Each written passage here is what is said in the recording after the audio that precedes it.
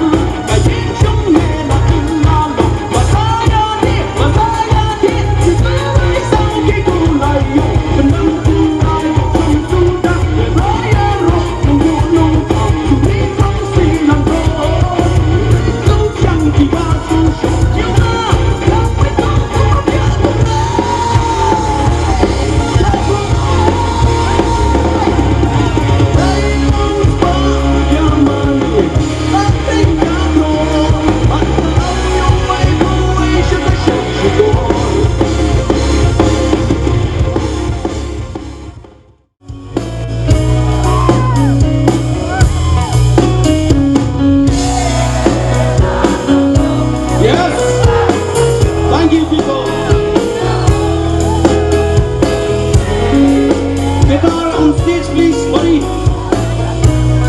Acoustic guitar on stage. Gila dangdung dan banyak ikan sami ban kerjung tangan nasib kapetnya kakirnya